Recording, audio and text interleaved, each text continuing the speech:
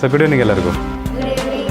So ಆತ್ಮೀಯ ಪೋಷಕರೇ ಮತ್ತು ಮುದ್ದು ಮಕ್ಕಳೇ, ನಿಮ್ಮ ಮುರಾರ್ಜಿ ತರಗತಿಗಳ ಮೊದಲ ತರಗತಿ ಇವತ್ತಿನಿಂದ ಶುರುವಾಗ್ತಾ ಇದೆ. ನೋಡಿ, ಮುರಾರ್ಜಿ ಪ್ರವೇಶ ಪರೀಕ್ಷೆ ನವೋದಯ ಪ್ರವೇಶ ಪರೀಕ್ಷೆಗೆ ಸ್ವಲ್ಪ ಭಿನ್ನವಾಗಿರ್ತದೆ. ನಿಮ್ಮ ಮುರಾರ್ಜಿ ಪ್ರವೇಶ ಪರೀಕ್ಷೆಯಲ್ಲಿ ಒಟ್ಟಾರೆ 5 ವಿಷಯಗಳಿರ್ತವೆ. ಪ್ರತಿಯೊಂದು ವಿಷಯಕ್ಕೂ 20 ಪ್ರಶ್ನೆಗಳು ಪ್ರತ್ಯೇಕವಾಗಿರ್ತವೆ. ಒಟ್ಟಾರೆ 5 ವಿಭಾಗಗಳು, 5 ವಿಭಾಗ ಪ್ರತ್ಯೇಕವಾಗಿ, ಪ್ರತಿ ವಿಭಾಗಕ್ಕೆ 20 ಪ್ರಶ್ನೆ ಇರ್ತವೆ. ಒಟ್ಟು ಎಷ್ಟು ಪ್ರಶ್ನೆಗಳಾಗ್ತವೆ? 100 ಪ್ರಶ್ನೆಗಳಿರ್ತವೆ. 100 ಪ್ರಶ್ನೆಗಳು 100 ಅಂಕಗಳಿಗೆ ನಿಮ್ಮ ಪ್ರವೇಶ ಪರೀಕ್ಷೆ ನಡೀತದೆ. ಕನ್ನಡ, ಇಂಗ್ಲೀಷ್, ಗಣಿತ ವಿಭಾಗ, ಸಾಮಾನ್ಯ ಜ್ಞಾನ ಮತ್ತು ಪರಿಸರ ವಿಜ್ಞಾನ, ಇಷ್ಟು ವಿಷಯಗಳನ್ನು ಆಧರಿಸಿ ಈ ಪ್ರವೇಶ ಪರೀಕ್ಷೆ ನಡೆಯಲಿದೆ. ಇದರಲ್ಲಿ ನಮ್ಮ ಪ್ರಕಾರ ನಾವು ಏನು ನವೋದಯ ಪ್ರವೇಶ ಪರೀಕ್ಷೆಗೆ ಗಣಿತವನ್ನು ಓದಿದ್ದೀವಿ, ಬಹುತೇಕ ಅದೇ ಇರ್ತದೆ. ಇನ್ನು 1-2 ಪಾಠಗಳನ್ನು ಹೊರತುಪಡಿಸಿ, ಆಯಿತಾ, ಅದನ್ನು ನಾನು ಈ ನಿಮ್ಮ ತರಬೇತಿ ಒಳಗಡೆ ನಾನು ಸೇರ್ಪಡಿಸ್ತೇನೆ. ತದನಂತರ ಕನ್ನಡವನ್ನು ಮೊದಲು ನಾವು ಮುಗಿಸ್ಬಿಡ್ತೀವಿ, ಯಾಕಂದರೆ ಅದು ನಮ್ಮ ಮಾತೃಭಾಷೆ ಆಗಿದ್ದು ಅದರಲ್ಲಿ ಹೆಚ್ಚಾಗಿ ವ್ಯಾಕರಣ ಆಧಾರಿತ ಪ್ರಶ್ನೆಗಳನ್ನು ಕೇಳ್ತಾರೆ. ಇಂಗ್ಲೀಷಲ್ಲೂ ಸಹ ವ್ಯಾಕರಣ ಆಧಾರಿತ ಪ್ರಶ್ನೆಗಳು ಬರ್ತವೆ. ಇಂಗ್ಲೀಷ್ ವ್ಯಾಕರಣ ಭಾಳ ಕಷ್ಟ ಅಂತ ಹೆದರಬೇಡಿ, ಅದು ಭಾಳ ಸುಲಭ. NPA ವಾವ್ ಅಷ್ಟೇ ಇರೋದು ವ್ಯಾಕರಣದಲ್ಲಿ. NPA ವಾವ್ PC ಅಂತ ಇರ್ತದೆ, ಅದನ್ನು ಹೇಳ್ಕೊಡ್ತೀವಿ, ಅದನ್ನು ಸಹ ಕಲ್ತು ಬಿಡ್ತೀರಿ. ತದನಂತರ ಗಣಿತದ ಬಗ್ಗೆ ಹೇಳಿದ್ದೀವಿ. ನವೋದಯ ತರಬೇತಿನ ಯಾರ್ಯಾರು ಪಡೆದಿದ್ದೀರಿ, ಗಣಿತ ನಿಮಗೆಲ್ಲರಿಗೂ ಸುಲಭ ಆಗಲಿದೆ. ಸಾಮಾನ್ಯ ಜ್ಞಾನ ಮತ್ತು ಪರಿಸರ ವಿಜ್ಞಾನ ಜೊತೆಯಾಗಿ ಎರಡನ್ನೂ ಸಹ ನಾವು ಮಾಡ್ಬೋದು. ಮತ್ತು ಇದನ್ನು ನಾವು ಪಾಠ ಮಾಡೋದಷ್ಟೇ ಅಲ್ಲದೆ ನಿಮಗಿನ್ನೂ ಹೆಚ್ಚಿನ ಅಭ್ಯಾಸ, ನಿಮಗಿನ್ನೂ ಹೆಚ್ಚಿನ ಪ್ರಶ್ನೆಗಳು ಎಲ್ಲಿಂದ ಬರ್ಬೋದು ಅಂದರೆ, ನಾನು ಹೇಳ್ಕೊಡೋದಷ್ಟೇ ಅಲ್ಲದೆ ಹೆಚ್ಚಿನ ಪ್ರಶ್ನೆಗಳು ಯಾವ ಭಾಗದಿಂದ ಬರ್ಬೋದು ಅಂದರೆ ನಿಮ್ಮ 5ನೇ ತರಗತಿಯ ಪಠ್ಯಪುಸ್ತಕದಿಂದ. ಮಕ್ಕಳೇ, ನಿಮ್ಮ 5ನೇ ತರಗತಿಯ ಪಠ್ಯಪುಸ್ತಕಗಳು ಬಹಳ ಮುಖ್ಯ. ಕನ್ನಡದ ಯಾವುದೋ ಒಂದು ಪಾಠದಿಂದ ಈ ಪಾಠವನ್ನು ಬರೆದ ಕವಿ ಯಾರು, ಈ ಪದ್ಯವನ್ನು ಬರೆದ ಕವಿ ಯಾರು, ಈ ಪಾಠವನ್ನು ಬರೆದ ಲೇಖಕರು ಯಾರು, ಅಥವಾ ಈ ಪದ್ಯವನ್ನು ಬರೆದ ಕವಿ ಯಾರು, ಈ ಥರದ ಪ್ರಶ್ನೆಗಳು ಬರಬಹುದು. ಆಯಿತಾ? ವಿಜ್ಞಾನದಿಂದನೂ ನಿಮಗೆ ಯಾವುದಾದ್ರೂ ಒಂದು ಪಾಠ ಇರ್ತದೆ, ಆ ಪಾಠದಿಂದನೇ ನೇರವಾಗಿ ಪ್ರಶ್ನೆ ಬರ್ಬೋದು. ಸರಿನಾ? ಆಹಾರ ಜೀವಾಳ, ಆ ಪಾಠದಿಂದ ನೇರವಾಗಿ ಪ್ರಶ್ನೆ ಬರ್ಬೋದು. ಅರ್ಥ ಆಯ್ತಾ? ಪ್ರೋಟೀನ್ ಯುಕ್ತ ಆಹಾರ, ಕೆಳಗಿನವುಗಳಲ್ಲಿ ಪ್ರೋಟೀನ್ ಹೆಚ್ಚಿರುವ ಆಹಾರ ಯಾವುದು ಅಂತ ಕೇಳ್ತಾರೆ. ಸೊ ಆಹಾರ ಜೀವಾಳದಲ್ಲಿದೆ ತಾನೆ, ಅದರ ಬಗ್ಗೆ ಸವಿಸ್ತರವಾಗಿ ಚರ್ಚೆ ಆಗಿರ್ತದೆ. ಸೊ ಹಾಗಾಗಿ ನಿಮ್ಮ 5ನೇ ತರಗತಿಯ ಪಠ್ಯಪುಸ್ತಕವನ್ನು ಆಧರಿಸಿಯೂ ಸಹ ಇದರಲ್ಲಿ ಪ್ರಶ್ನೆಗಳು ಬರ್ತವೆ. ನೀವು ಅದನ್ನು ಸಹ ನಿಮ್ಮ ಮನೆಯಲ್ಲಿಯೇ ನೀವು ಹೆಚ್ಚು ತಯಾರಿ ಮಾಡಬೇಕಾಗ್ತದೆ. ಆಯಿತಾ? ನೀವೆಲ್ಲರೂ ಆಲ್ರೆಡಿ ನೀವು ಅದನ್ನು ಮುಗಿಸಿದ್ದೀರಿ, ಸಿಲೆಬಸ್ ಮುಗಿದಿದೆ ನಿಮಗೆಲ್ಲರಿಗೂ. ಅದನ್ನು ಹೊರತುಪಡಿಸಿ ಈ ವ್ಯಾಕರಣಕ್ಕೆ ಸಂಬಂಧಪಟ್ಟಂತೆ ಮತ್ತು ಪರೀಕ್ಷಾ ತಯಾರಿಗೆ ಅನುಕೂಲವಾಗುವಂತೆ ಆ ಎಲ್ಲ ತರಗತಿಗಳನ್ನು ನೀವು ನಮ್ಮ ತರಗತಿಯಲ್ಲಿ ನೋಡ್ತೀರಿ. ಸರಿನಾ? ಸೊ ಇಷ್ಟನ್ನು ಹೇಳ್ತಾ,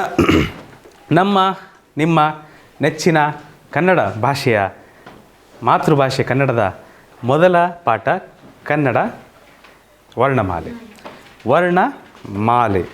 ಅಕ್ಷರಗಳ ಮಾಲೆ, ಕನ್ನಡ ವರ್ಣಮಾಲೆ. ನಿಮಗೆ ಗೊತ್ತಿದೆಯಾ ಕನ್ನಡ ವರ್ಣಮಾಲೆ ಅಂದರೆ ಏನಂತ ಮಕ್ಕಳೇ?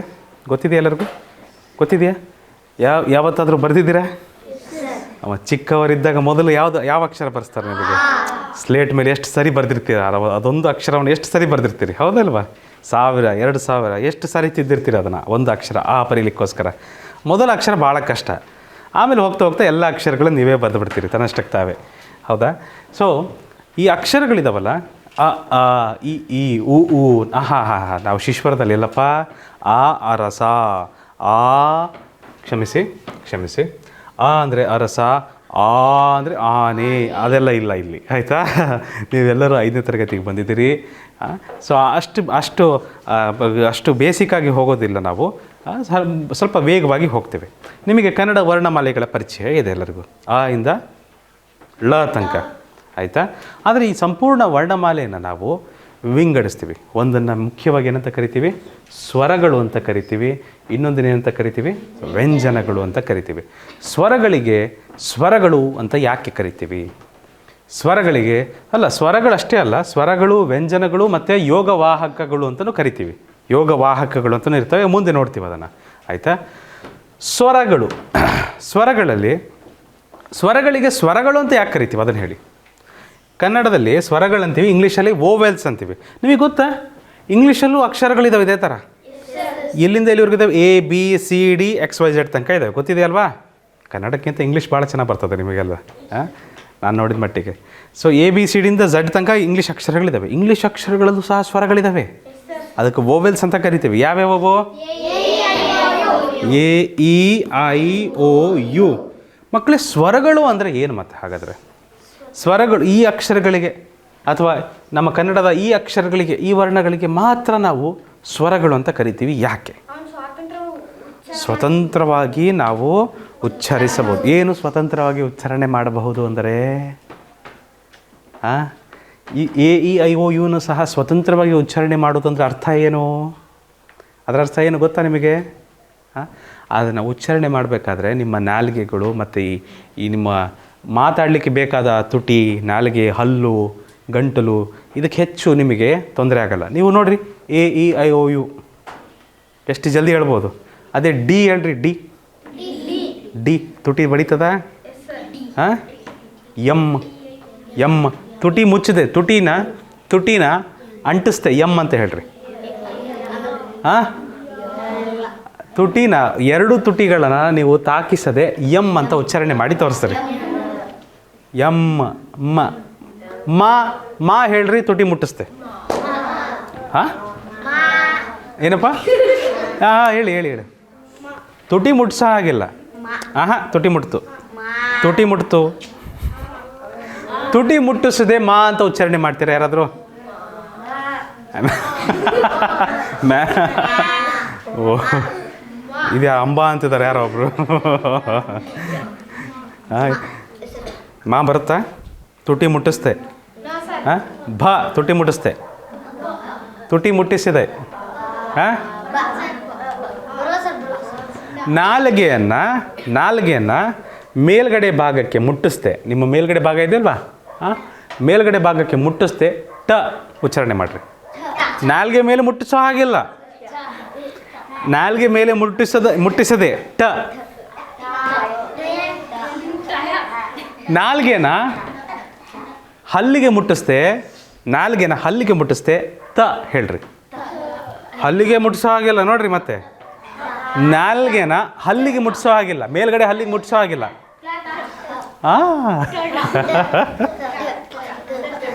ಅರ್ಥ ಆಗ್ತಾ ಇದೆಯಾ? ಆ ಅಕ್ಷರಗಳಿಗೆ ಸ್ವತಂತ್ರ ಇಲ್ಲ ಮಕ್ಕಳೇ. ಸ್ವತಂತ್ರವಾಗಿ ಉಚ್ಚಾರಣೆ ಮಾಡೋಕ್ಕಾಗಲ್ಲ ನಾವು. ಅರ್ಥ ಆಯ್ತಾ? ಈ ಅಕ್ಷರಗಳನ್ನ ಅ ಆ ಇ ಈ ಓ ಓ ಋ ಎ ಎ ಐ ಓ ಓ ಔ ಅಮ್ ಅಹ. ಅಮ್ಮ ಬರಲ್ಲ, ಸ್ವರಗಳಿಗೆ ಬರಲ್ಲ, ಹಾಗಳು ಬರಲ್ಲ, ಗೊತ್ತಲ್ವಾ? ಈ ಉಳಿದವೆಲ್ಲ ಏನಾಗ್ತವೆ? ಸ್ವರಗಳಿಗೆ ಬರ್ತದೆ. ಯಾಕಂದರೆ ಅವುಗಳನ್ನ ನಾವು ಸ್ವತಂತ್ರವಾಗಿ ಉಚ್ಚಾರಣೆ ಮಾಡ್ಬೋದು. ಅರ್ಥ ಆಯ್ತು ಇವಾಗ? ಸ್ವತಂತ್ರವಾಗಿ ಉಚ್ಚಾರಣೆ ಮಾಡೋದಂದರೆ ಅದೇ ರೀತಿ ಇಂಗ್ಲೀಷಲ್ಲೂ ಸಹ ಇದೆ. A E I O U ನೋಡ್ರಿ, ಹೌದಾ? ಡಿ ಅನ್ನೋದಕ್ಕೆ ಎಷ್ಟು ಬಳಸ್ಬೇಕಾಗ್ತದೆ ನೀವು, ಹೌದಿಲ್ವಾ? ಕ್ಯೂ ನೋಡ್ರಿ, ಹೌದಿಲ್ವಾ? ಸಿ. ಸೊ ಎಲ್ಲ ಬಳಸ್ತೀರಲ್ವ ನೀವು? ನಿಮ್ಮ ಬಾಯಿಯ ಎಲ್ಲ ಭಾಗಗಳ ಅಂಗಗಳನ್ನೆಲ್ಲ ಬಳಸ್ತೀರಿ ನೀವು. ಹಾಗಾಗಿ ಇವುಗಳಿಗೆ ನಾವು ವೊವೆಲ್ಸ್ ಅಂತೀವಿ. ಇವುಗಳಿಗೆ ಯೋಗ ವಾಹಕಗಳಂತ ಕರಿತೀವಿ. ಉಳಿದವಕ್ಕೆ ಏನಂತೀವಿ? ಅದಕ್ಕೆ ಇಂಗ್ಲೀಷಲ್ಲಿ ಏನೂ ಇಲ್ಲಪ್ಪ ಆ ಥರ. ಇಂಗ್ಲೀಷಲ್ಲಿ ಯೋಗ ವಾಹಕಗಳಿಲ್ಲ, ಆಯಿತಾ? ಸರಿ. ಸೊ ಸ್ವರಗಳಲ್ಲಿ ಮತ್ತೆ ನಾವು ಎರಡು ಥರ ಮಾಡ್ತೀವಿ. ಹ್ರಸ್ವ ಸ್ವರಗಳು ಮತ್ತು ದೀರ್ಘ ಸ್ವರಗಳು. ಹ್ರಸ್ವ ಸ್ವರಗಳು ಅಂದರೆ ಏನಪ್ಪ? ಒಂದೇ ಉಸಿರಿನಲ್ಲಿ ಹೇಳ್ಬೋದು. ಸ್ವಲ್ಪ ದೀರ್ಘ ಸ್ವರ ಅಂದರೆ ದೀರ್ಘ ಉಸಿರು ಎಳ್ಕೊಂಡು ಹೇಳಬೇಕಾಗ್ತದೆ ನೀವು, ಆಯಿತಾ? ಸ್ವಲ್ಪ ದೀರ್ಘಾವಧಿ ತನಕ ಉಚ್ಚಾರಣೆ ಆಗ್ತದೆ. 2 ಮಾತ್ರೆ ಅಂತೀರ, ಅದು 1 ಮಾತ್ರೆ ಅಂತೀರಿ. ಯಾರಿಗೆ ವಾಂತಿ, ಬೇದಿ, ತಲೆನೋವು, ಜ್ವರ ಬಂದಿದೆ, ನೀವೆಲ್ಲರೂ ಒಂದೊಂದು ಮಾತ್ರೆ ತೊಗೊಳ್ರಿ. ಇನ್ನೂ ಜಾಸ್ತಿ ಜಲ್ದಿ ಹೋಗಲಿಲ್ಲ ಅಂದರೆ 2 ಮಾತ್ರೆ ತೊಗೊಳ್ರಿ, ರೈಟ್?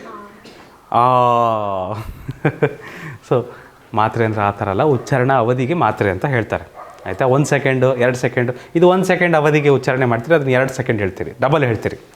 ಇದನ್ನು ಎಷ್ಟು ಕಾಲಕ್ಕೆ ಉಚ್ಚಾರಣೆ ಮಾಡ್ತೀರಿ? ಎಷ್ಟು ಕಾಲಕ್ಕೆ ಉಚ್ಚಾರಣೆ ಮಾಡ್ತೀರಲ್ಲ, ಅದರ 2ರಷ್ಟು ಕಾಲಕ್ಕೆ ನೀವೇನು ಮಾಡ್ತೀರಿ? ಆ ಥರ ಉಚ್ಚಾರಣೆ ಮಾಡೋದಕ್ಕೆ ನಾವೇನಂತೀವಿ? 2 ಮಾತ್ರೆ ಅಂತ ಹೇಳ್ತಾರೆ. ಅದನ್ನು 2 ಮಾತ್ರ ಅವಧಿಯಲ್ಲಿ ಉಚ್ಚಾರಣೆ ಮಾಡೋದು ಅಂತ ಗೊತ್ತಿದೆಯಲ್ವ ನಿಮಗೆ? ನೀವು ಹೇಳ್ತೀರಾ ನನಗೆ ಹ್ರಸ್ವ ಸ್ವರಗಳು ಯಾವ್ಯಾವು ಅಂತ? ಹ್ರಸ್ವ ಸ್ವರಗಳು ಯಾವ್ಯಾವು? ಅ, ಇ, ಉ, ರು, ಎ, ಐ, ಓ. ಐ ಬರುತ್ತಾ?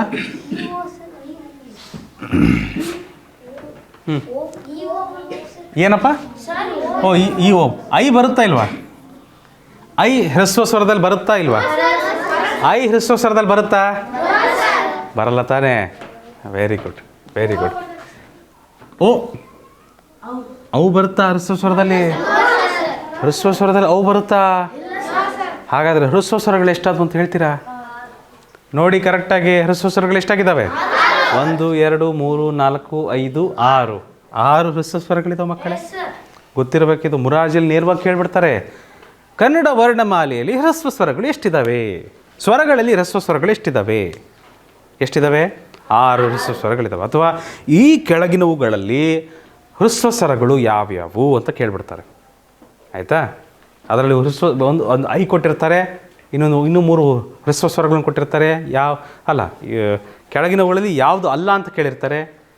ಈ ಥರ ಪ್ರಶ್ನೆಗಳನ್ನ ಮುಂದೆ ನೋಡ್ತೀರಿ, ಕನ್ಫ್ಯೂಷನ್ ಬೇಡ. ಒಟ್ಟಾರೆ ಹ್ರಸ್ವ ಸ್ವರಗಳು ಗೊತ್ತಾಯ್ತಾ ಮಕ್ಕಳೇ? ದೀರ್ಘ ಸ್ವರಗಳಂದರೆ ಸ್ವಲ್ಪ ದೀರ್ಘವಾಗಿ ಉಚ್ಚಾರಣೆ ಮಾಡ್ತೀವಲ್ಲ, ಅದಕ್ಕೆ ನಾವು ದೀರ್ಘ ಸ್ವರಗಳಂತ ಕರಿತೀವಿ ಚಂದ್ರು. ರೈಟ್? ಆ, ಈ, ಊ, ಏ. ನನಗ ಏ ಅಂತೀರಿ?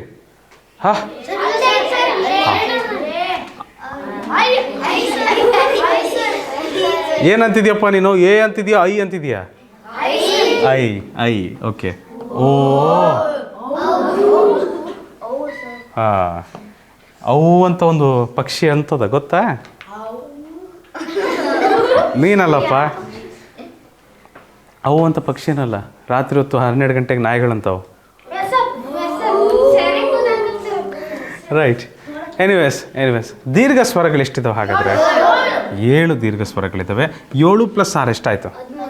ಅಲ್ಲಿಗೆ ಸ್ವರಗಳು ಎಷ್ಟಾದವು ಮಕ್ಕಳೇ? 13 ಸ್ವರಗಳು ಅದು. ಒಪ್ತೀರಾ? ಆಯಿತಾ? ಹಾಗಾದರೆ ಯೋಗ ವಾಹಕಗಳಂತ ಇದ್ದಾವೆ, 2 ಇದ್ದಾವೆ. ಒಂದು ಅಂ, ಇನ್ನೊಂದು ಅಹಾ. ಯೋಗ ವಾಹಕಗಳದು ಅಮ್ಗೆ ಏನಂತೀವಿ ನಾವು? ಅನುಸ್ವರ. ಇನ್ನೊಂದು ಅಹ ಅನ್ನೋದಕ್ಕೆ ಏನಂತೀವಿ? ವಿಸರ್ಗ. ಅಹ ಅನ್ನೋದಕ್ಕೆ ವಿಸರ್ಗ. ಯಾಕೆ ನೋಡ್ರಿ, ಇದು ಹ್ರಸ್ವ ಸ್ವರ ದೀರ್ಘ ಸ್ವರ ಅರ್ಥ ಆಯಿತು, ಸ್ವರಗಳಂದ್ರೂ ಅರ್ಥ ಆಯಿತು. ಸ್ವತಂತ್ರವಾಗಿ ಉಚ್ಚರಿಸಲ್ಪಡುವ ಅಕ್ಷರಗಳು ಅದಕ್ಕೆ ಸ್ವರಗಳಂತ ಕರಿತೀವಿ. ಯೋಗ ವಾಹಕಗಳಂದ್ರೇನು?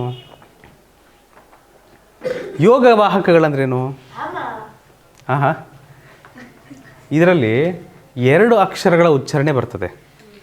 ಅರ್ಥ ಆಯ್ತಾ? ಆ ಮತ್ತು ಮ. ಅಂ, ಹೌದಿಲ್ವಾ? ಅಂ,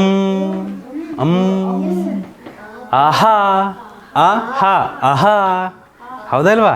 2 ಅಕ್ಷರಗಳ ಉಚ್ಚಾರಣೆ ಬಂದಂತ ಆಗ್ತದಲ್ವಾ? ಸೊ ಹಾಗಾಗಿ ಇವುಗಳನ್ನು ನಾವೇನಂತ ಕರಿತೀವಿ? ಯೋಗ ವಾಹಕಗಳಂತ ಕರಿತೀವಿ. ಆಯ್ತಾಯ್ತಾ?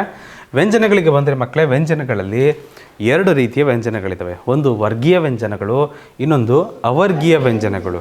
ಏನು ವರ್ಗೀಯ ವ್ಯಂಜನಗಳು ಅಥವಾ ಅವರ್ಗೀಯ ವ್ಯಂಜನಗಳು? ವರ್ಗೀಯ ಅಂದ್ರೇನು?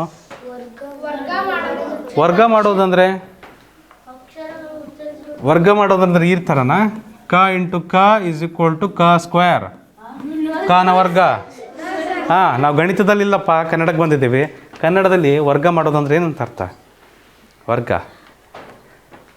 ವಿಭಾಗ ಮಾಡೋದು ಅಂತ ಅರ್ಥ. ಅರ್ಥ ಆಯ್ತಾ? ನಿಮಗೆ ಗೊತ್ತಾ, ಗಣಿತದಲ್ಲಿ ನಾವು ಭಾಜ್ಯ ಸಂಖ್ಯೆಗಳು, ಅದಕ್ಕೆ ವಿರುದ್ಧವಾಗಿ ಅವಿಭಾಜ್ಯ ಸಂಖ್ಯೆಗಳು. ಅರ್ಥ ಆಯ್ತಾ?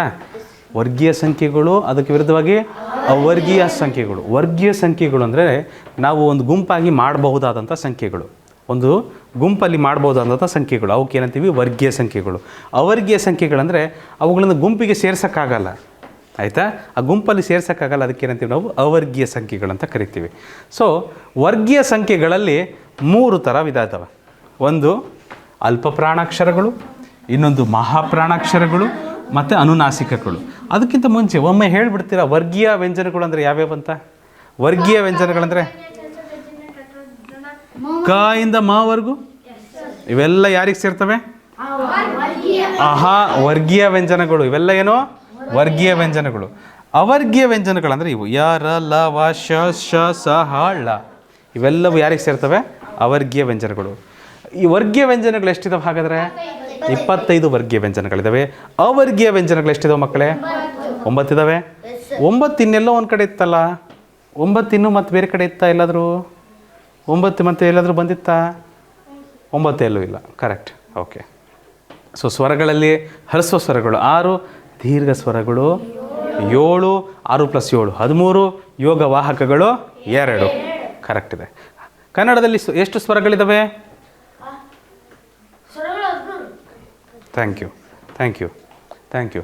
ವರ್ಗೀಯ ವ್ಯಂಜನಗಳು ಬರೋಣ ಮಕ್ಕಳೇ. ವರ್ಗೀಯ ವ್ಯಂಜನಗಳಲ್ಲಿ ಈಗ ಅಲ್ಲಿ ಸ್ವರಗಳಲ್ಲಿ ನಾವು 2 ಥರ ನೋಡಿದ್ವಿ, ನೆನಪಿದೆಯಾ? ಹ್ರಸ್ವ ಸ್ವರ, ದೀರ್ಘ ಸ್ವರ. ವ್ಯಂಜನಗಳಲ್ಲಿ ವರ್ಗೀಯ ವ್ಯಂಜನಗಳಲ್ಲಿ ನಾವು 2 ಥರ ನೋಡ್ತೀವಿ, ಅಲ್ಲೂ ಸಹ 3 ಥರ ನೋಡ್ತೀವಿ.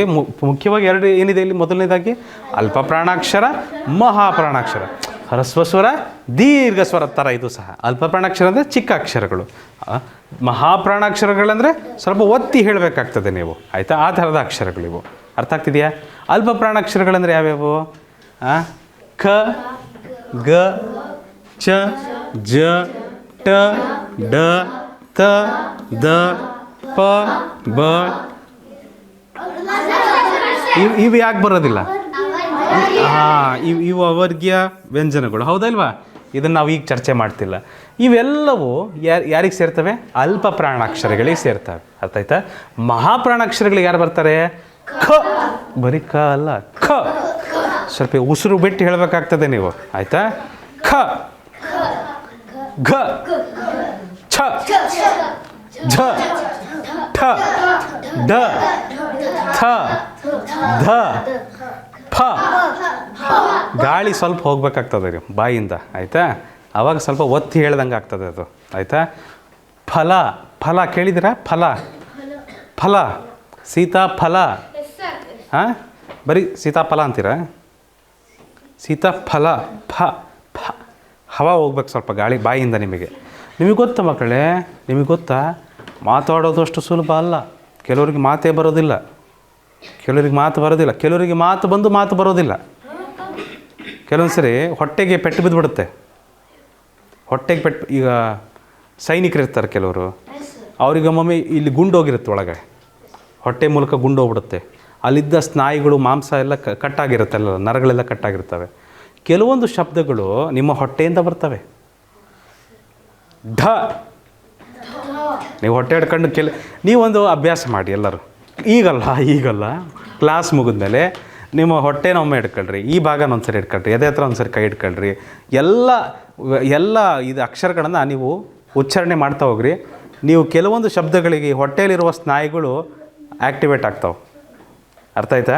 ಕೆಲವೊಂದು ಅಕ್ಷರಗಳು ಗಂಟಲಿಂದ ಬರ್ತವೆ. ಅದೇ ಥರ ಕೆಲವೊಂದು ಅಕ್ಷರಗಳು ಇನ್ನು ಎಲ್ಲಿಂದ ಬರ್ತವೆ? ಮೂಗಿಂದ ಬರ್ತವೆ. ಮೂಗಿಂದ ಬರುವ ಅಕ್ಷರಗಳು ಏನಂತೀವಿ ನಾವು? ಅನುನಾಸಿಕಗಳು. ಅಲ್ಲಿಗೂ ಹೋಗೋಣ. ಮಹಾಪ್ರಾಣಾಕ್ಷರಗಳು ಗೊತ್ತಾಯ್ತಪ್ಪ ಎಲ್ಲರಿಗೂ?